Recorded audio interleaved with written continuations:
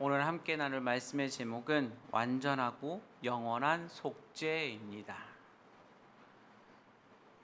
세상의 사람들에게는 예수 그리스도의 십자가의 복음이 잔인하게 보일 수 있습니다. 하나님이 왜 자기 아들을 그렇게 잔혹하게 죽였느냐에 따른 그런 의문 때문에 그렇습니다. 그러나 죄인을 속죄하기 위해서는 반드시 그 길밖에 없음은 성경은 말씀하고 있습니다. 표면만 씻는 종교와 내면을 새롭게 하는 종교의 차이를 예수님은 마가복음 7장에서 이러한 예를 생생하게 잘 보여주고 계십니다. 바리새인과 유대인들은 정결을 위해 손 씻는 일, 물을 뿌리는 일, 필수적인 것으로 생각했고 이를 행하지 않는 예수님의 제자들을 정죄했지만 예수님은 밖에서 들어오는 것이 아니라 오히려 속에서 나오는 것들을 사람들을 더럽게 한다고 말씀하십니다. 사람의 마음에서 나오는 악한 생각, 음란과 도둑질, 살인, 간음과 탐욕, 악독과 속임, 음탕과 질투, 비방과 교만, 우매한 것들이 사람을 더럽게 말한다고, 더럽게 만든다고 성경은 말씀합니다. 마가복음 7장 21절에서 22절의 말씀을 우리 함께 읽겠습니다. 속에서 곧 사람의 마음에서 나오는 것은 악한 생각, 곧 음란과 도둑질과 살인과 간음과 탐욕과 악독과 속임과 음탕함과 질투와 비방과 교만과 우매함이니 이러한 문제들을 해결하지 않고는 겉만 깨끗하게 하는 종교는 우리를 더 깊은 절망에 빠뜨릴 뿐입니다. 예수님이 물 같은 것이 아니라 그의 피를 통해 우리의 내면과 전 인격체를 깨끗하게 해주신 것에 우리는 감사하지 않을 수 없습니다. 그러므로 우리는 속으로부터 새롭게 된 새 사람들입니다. 죄의 용서는 우리를 새 사람으로 살게 합니다. 죄의 용서가 없이 불화가 계속되고 있는 한 우리의 마음에는 평화가 없습니다. 우리는 항상 죄의 족쇄를 찬 채 살아갈 수밖에 없습니다. 예수님이 우리를 위해 구속의 피를 흘리신 것은 우리에게 진정한 자유를 제공해 주신 것이기 때문에 그렇습니다. 우리는 우리 자신이 행한 일을 통해서 그리스도께서 우리를 대신해 이루어 주신 일을 통해 하나님 앞에 사죄와 자유의 은혜를 얻게 되었습니다. 구속은 단지 자유를 얻는 것에만 말하는 것이 아니라 새로운 주인에게 귀속됨을 이야기합니다. 그의 뜻을 헤아리고 그 뜻대로 행하기를 즐거워한다는 것입니다. 이것이 구속의 은혜를 누리는 사람들의 모습입니다. 죄를 사하기 위해서는 반드시 죄값을 지불해야 합니다. 노예가 자신의 몸값을 지불해야만 결박에서 벗어나 자유인이 될 수 있듯이 죄의 사슬에서 결박된 사람이 죄로부터 자유로워지기 위해서는 그 값을 지불해야 한다는 것입니다. 사람들은 나름대로 자신의 죄를 속죄하기 위해서 참선, 금욕, 심지어는 자신의 몸을 자해하는 행위까지 하며 그 죄를 제거하기 위해 그것을 제거하면 거룩해진다고 생각하기 때문에 많은 노력을 하게 됩니다. 그러나 성경은 말씀합니다. 죄의 싹은 사망이라 말씀하십니다. 우리 로마서 6장 23절의 말씀을 우리 함께 읽겠습니다.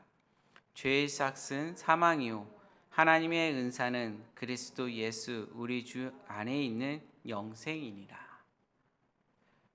즉 죄사함을 위해서는 생명을 내려놓아야 하고 피 흘림이 없은즉 사함이 없느니라. 육체의 생명을 피에 있음이라 라는 말씀을 우리에게 말씀하고 있습니다. 유대인들은 자신의 율법을 따라 드리는 희생과 헌신이 죄를 없앨 수 있다고 오해하고 있습니다. 소나 양을 잡아 제물로 드리는 제사는 상당한 경제적인 부담을 져야 하는 고비용의 제사였습니다. 거기다가 유대인들은 생활 속에서도 11조, 정해진 기도, 안식일의 규례를 철저하게 지키는 듯 나름대로 많은 대가를 지불하고 있습니다. 경제적인 부담뿐 아니라 정신적으로 율법을 지키기 위해 많은 희생을 감당했습니다. 그러나 그러한 그들의 어떠한 희생과 노력도 그들의 죄를 사할 수 없다고 말씀합니다. 오늘 본문의 말씀인 13절의 말씀을 우리 함께 읽겠습니다.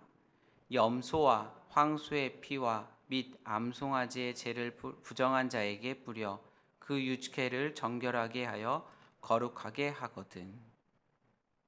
이는 짐승의 피가 죄인의 양심까지는 깨끗하게 하지 못함을 그 한계를 보여주고 있습니다. 다윗은 제물로 드리는 짐승의 피가 가진 한계를 깨닫고 시편 51편 16절의 말씀을 고백하고 있습니다. 우리 시편 51편 16절의 말씀을 함께 읽겠습니다. 기뻐하지 아니하니니 그렇지 아니하면 내가 드리는 것이 주는 범죄를 기뻐하지 아니하시나이다. 히브리서 저자는 너희 양심을 죽은 행실에서 깨끗하게 하고 살아계신 하나님을 섬기지 못하느냐라고 말씀하고 있습니다. 이는 짐승의 피로는 불완전한 속죄를 이루는 데 반해 그리스도의 보혈은 완전한 속죄를 이루시는 능력임을 말씀해 주고 있습니다. 즉 그리스도께서 십자가에서 흘리신 보혈만이 사람의 죄를 완전히 사하고 그 양심까지 깨끗하게 씻을 수 있다는 그 진리를 가르쳐 주고 있습니다. 바울은 그리스도의 완전한 속죄를 결과를 로마서 6장 23절의 말씀으로 설명해 주고 있습니다. 우리 로마서 6장 22절의 말씀을 함께 읽겠습니다. 그러나 이제는 너희가 죄로부터 해방되고 하나님께 종이 되어 거룩함에 이르는 열매를 맺으니 그 마지막은 영생이니라. 하나님께 부르심을 받아 그리스도의 보혈로 완전하게 대속받은 자들은 죄로부터 자유함을 얻어 영원한 천국의 기업을 약속을 얻게 됩니다.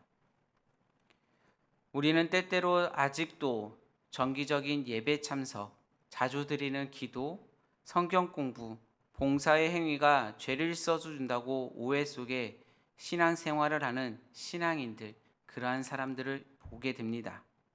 그러한 죄사함은 인간의 어떠한 행위로 말미암은 것이 아니라 그리스도의 보혈로 이루어지는 것입니다. 대속의 은혜로 죄가 용서받는다는 것을 깨닫고 오직 믿음으로 은혜의 보좌 앞에 나아가시길 바랍니다. 또한 은혜로 말미암아 완전한 속죄를 받은 자로서 하나님의 거룩하심을 닮아가는 삶이 되시길 소망합니다. 가끔 우리는 하나님이 그 권위로 너의 죄를 사하노라 라고 선포하시면 되지 왜 굳이 하나님의 아들 예수님께서 사람이 되시고 비참하게 죽으시기까지 했는가 하는 의문을 갖게 됩니다. 히브리서 저자는 마치 이 질문에 대답하려듯이 유언의